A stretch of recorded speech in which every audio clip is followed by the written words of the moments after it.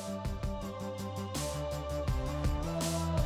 everyone, Scott Cunningham, aka Scotsy Business. Today I want to talk to you guys about VidIQ, which is a game-changing extension that you can add to just about any browser to help you with your SEO and filling out metadata and pretty much just anything that you would do on the back end for your YouTube videos.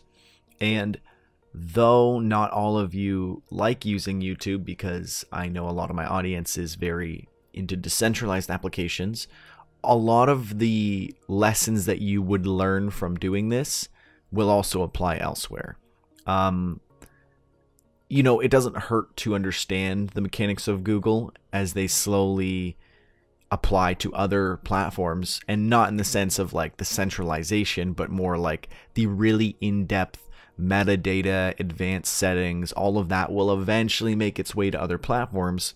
And if you understand how to do it here, it will greatly help you on any other platform. Just understanding the basics of why you need to have your videos well optimized for social media, for SEO, the right types of titles, how many words are the best amount to use. All these different things will really help get you used to these things, and then they won't be so cumbersome and tedious once you get really used to it and it's just a part of your general process, and then you can apply that to other platforms.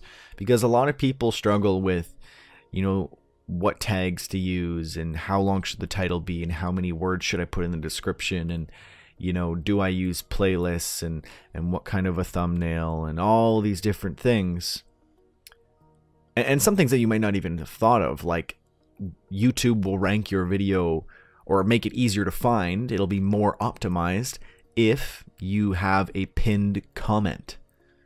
Not something that everyone would think of, but that makes a difference. You need a hearted comment too, and you can even heart your own comment.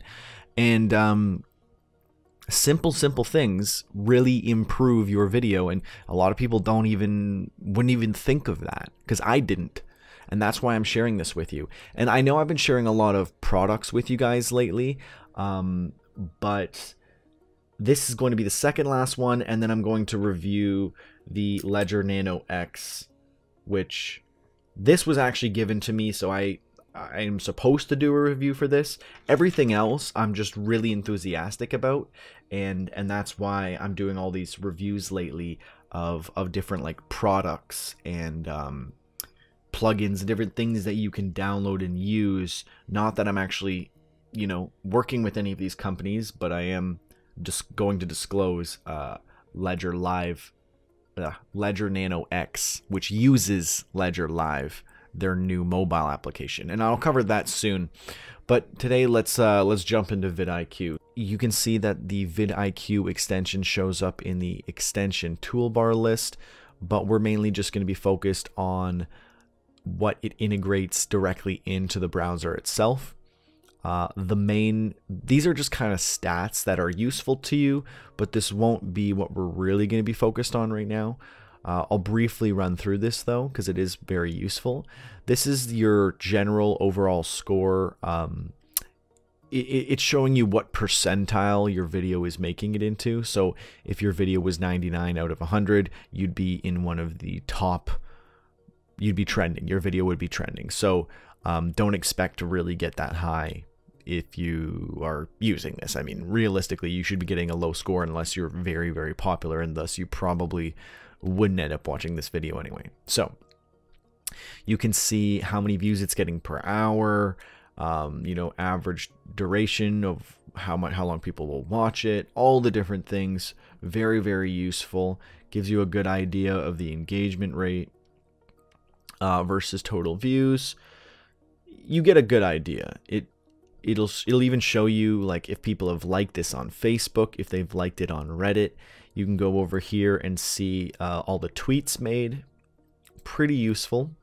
And then it'll just give you some general information about the actual video itself. And what we really want to focus on is the SEO score. And as you can see, it can be improved. So let's see, how can we do that? You'll see there is a checklist. So this will give you a really good idea of what you need to add to ensure that your video has passed, you know, all the checks in your checklist to make it as best optimized as it possibly could. And I don't monetize. I also don't think I can anyways. It's not shared on Facebook, which is interesting, as I thought I did, but then so all I have to do is I can go and share it on Facebook, and that will help rise the its SEO score. And I'm not sure if Facebook actually takes all of these things. I mean, if YouTube really takes all these into consideration, but VidIQ does. And if a basic extension can, then I'm sure YouTube can. But VidIQ is a third-party extension, so I don't know how legit it is comparatively, but since I've started using it, I've seen a massive uptick in the amount of views I get, the amount of time people actually stay and watch, the amount of comments, engagements, everything is up.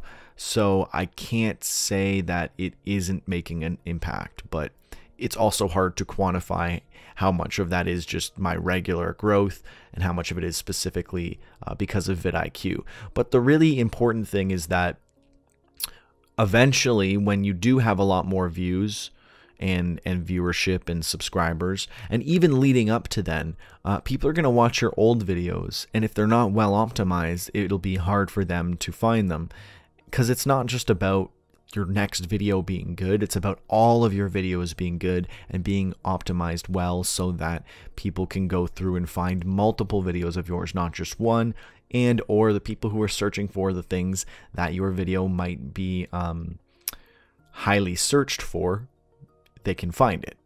Like, for example, my interview with Jeff Kurdakis for Uptrend, it's pretty specific and there isn't a ton out there. So if you search I'm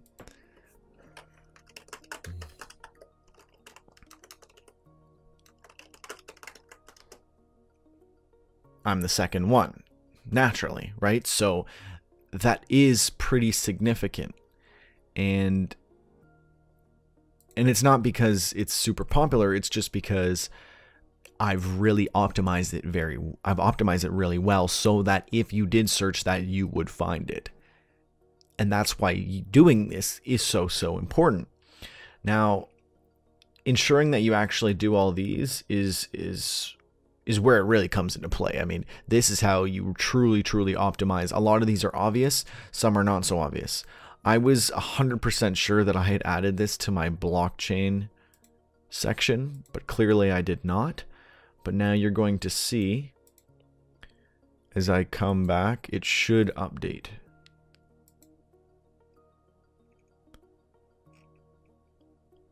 Yeah, so you see here now there's a check mark, and typically this will update too, but this takes longer to update, so this might go up to a higher SEO rating soon enough. But yeah, really useful way to track everything and to know that you're using the right optimizations. So some of these are really obvious, right? Like have a title, have tags. But then they get more in depth. It's like, is your title too long, too short? It will actually pop up and tell you that. If your title is too long or too short, if you've used too few tags, because you're supposed to use, actually here, let's go into the edit. Because when you're actually editing it, it shows you a lot of this, which is really useful. Oh, also, on the top right here, you'll see just some of your basic stats. Gives you a little bit of an overview. It's just really useful. It's useful than going through and looking through your analytics, because it's just right there and you can access it at any time as you're browsing around. Really nice. What's also cool about VidIQ is you can look at other people's videos and you can see all the things that they've used, every tag that they put, which is normally hidden now. You can see all that information and you can make informed decisions based on that, right? So one really cool thing about VidIQ is when you're in here editing, you can scroll down and look for similar videos, and you can see what tags are similar videos using, and that can give you a really, really good idea for what you should be doing. And not just similar videos, but well-performing videos, to give you an idea of the more successful people in the same general lane as you, to give you a better idea. As well as they'll recommend some tags. You can search for tags. There's a lot of cool things you can do. I have tag templates, which makes my life a million times easier. And then you can just insert all the tags and change a little bit as you need. Yes, when you're in here, it shows you the checklist. Really useful things to add are cards. Really simple. You just put them at the end, or sorry, end screens, you put them at the end. Cards, you can put them throughout where it just has a little suggestion for a video. Again, VidIQ here can help you a little bit more than just normal. Just normally going through and laying out cards. They're very simple, but if you're going to use the same general card sets, you can save them and load them in. So even if you're not going to use VidIQ for SEO improvements, it does have various things that just make your life easier in general, like inserting a bunch of tags, like being able to save templates of different things. They also show you the best times to publish and when you've published before. Really, really helpful information. It also shows you when you published this video and then how it compares to other times when you've published. So this says my best time is between 6 and 8. So you can see that this is the best time for publishing. But for this video, I published it at 12, and you can see it didn't do as well. But it is the 4th or so best time to publish. But of course, it's good to publish at all the different times as you start, and then to slowly adjust as you realize where your audience tends to lean to. So when we go back to our score here, this gets really, really in depth. This is largely based around your tags, title, and description. And what this is how many times are you using keywords? So first, you want to use a ton of tags, and they really want you to use a lot. So here, this says you need at least 20 tags. So general rule of thumb, you want 20 tags on your video. Tag volume. What is tag volume again? Of course, there's a explainer for this, but not for this. I'm not totally sure what tag volume is. I think the volume was, are the tags, yeah, I'm almost 100% this is what it meant. Are the tags that you're using very popular? Because you need to have some lower popular ones, some medium popular, and some really popular. So for example, and this is the reason why, you're not going to get seen on the really popular tags, probably not even on the medium popular tags, but you'll get seen on the niche smaller tags. And if your video does well enough, you'll be able to be seen on the medium tags. And if all that convalesces into a great success, you'll get seen on the top tags. But if you don't have top tags or medium tags, then you're kind of, you're setting yourself up to not be able to do that. I was going to say setting yourself up for failure, but you're not going to fail because of it. You're just limiting the potential of your success. Because, for example, I know this video isn't going to get super popular, so that doesn't really matter that much. But you should definitely keep that in mind. Keywords in title, it's just ensuring that you've used tags that have also appeared in your title. So I have crypto trends, Blockfolio. You want to make sure that the stuff that's appearing in your title are keywords that would also appear in your tags, because your title should have keywords in it. Naturally, you should also have keywords in the description. So all of those same keywords should show up in your description. And then tripled keywords just means as you're going through in the description, they should show up multiple times.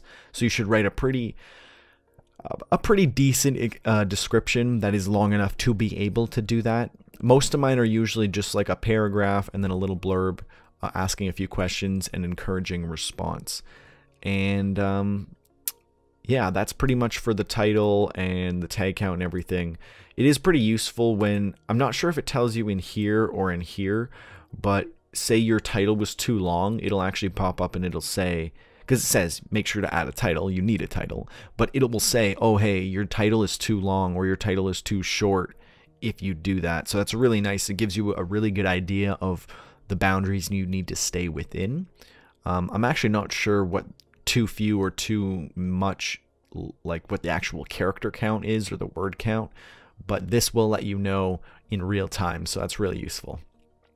Then you've got your end screens we talked about, adding to playlists. Obviously it's got to be public. You want to share it on Twitter, share it on Facebook, and it needs to get at least 1 like. You need someone to comment, and then you need to reply to a comment to add to your score, and then have your pinned comment and a hearted comment. There's a few more here that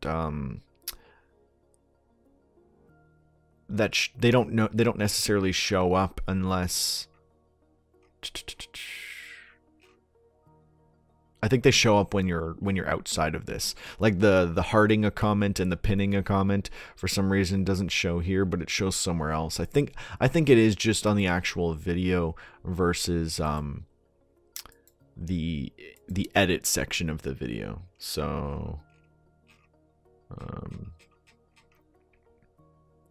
of course it's not showing up here. Oh, there we go. Sometimes if it doesn't show up, you just need to like refresh it, and then it should show up after that. So I'm not sure if you noticed, but before this was 14.9, I believe, and now it's 15.1 after I added it to a playlist. So, you know, that's pretty significant. Makes a nice little improvement. Ah, here, yes. So when you're actually editing, it only says you need 7 out of 9 main things, because some of the things it doesn't, like some of the things you require, like you literally have to write something in the title, you have to write something in the description, you have to have a thumbnail. But if you don't add those, it won't show up in the edit checklist. It'll show up as a warning. Like it'll show up and it'll say, hey, you need to add a title in, and if you go too long of a title, it'll say, hey, your title's too long, etc. But here it actually shows you all of them. It's obviously a lot more than 9, as you can see. Reply to a comment, and then, as I said earlier, pinned comment and hearted comment. So one thing that people aren't totally aware of is you need to use a custom thumbnail. So you have to make your own thumbnail and then use that. I mean, anyone who creates knows that, but if you're just getting into it or you're very new, you might not realize that you're supposed to use a custom thumbnail. Thumbnails are a really big deal on YouTube and pretty much every video application platform. And yeah, you just need to put a lot of emphasis on your thumbnail to ensure that you're going to get the best the best viewership possible, because it's got to be engaging and interesting. I've gone a long way with my thumbnails for making them look professional. I mean, someone told me that they're pretty generic since they're all very similar, and I guess they're not totally wrong, but it also depends like how much effort you're willing to do. And I'm not saying I don't put in effort, but it's like I'm not trying to build this really intense, very unique, completely different thumbnail every single time I make a video. I don't think I have the graphic design skill to be able to do that. Maybe eventually. My thumbnails are always improving, and you should always aim to improve them. But yeah, I mean, you have to strike a balance between what you're going to be able to do and what you're willing to do versus being able to actually execute. Because you could make the coolest thumbnails ever, but if it takes you like a day or 2 days to do it, and you're trying to put out a video every single day and you spend all of your time just on the thumbnail, and then you get no content out, then obviously that's detrimental to your process, and you got to do what works for you. But again, the last main thing to remember is closed captions. And they auto-generate closed captions. Closed captions are auto-generated for every single video, but the thing is, you need manual captions. And manual captions, the big difference here is that you have to do some editing yourself. I mean, you could just do really, really basic edits or no edits at all, but you have to go in to your transcriptions, and then you go over and you click on the auto-generated one, and you'll see here, this was the auto-generated one. And every time I say, hey everyone, Scott Cunningham, aka Scott C Business, it always screws it up, right? It's like Maggie or some random thing there. So I always have to go in and edit it and then publish it. And as you can see here, this is the published version that I added based off of theirs. So you can see I edited it and it's the right wordage now, though I could definitely correct gonna to going to. So you could make a simple change just like that, just like from gonna to going to. You could edit as much as you like, but after you make one single edit and then you publish, it will consider these to be manually done, and it will show a CC, whereas before it did not. And that will pass you on having captions, even if they're wrong. Of course, they're not going to double check you on that because YouTube generated them automatically originally anyways.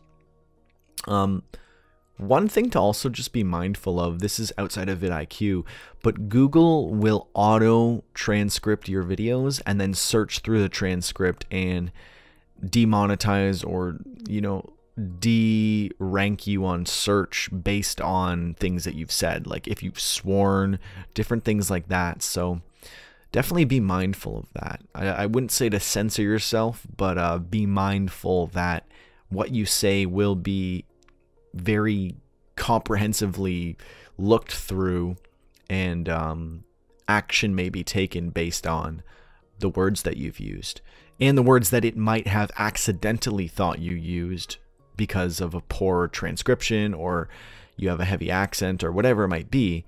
It might be the fault of Google. So just be mindful of that.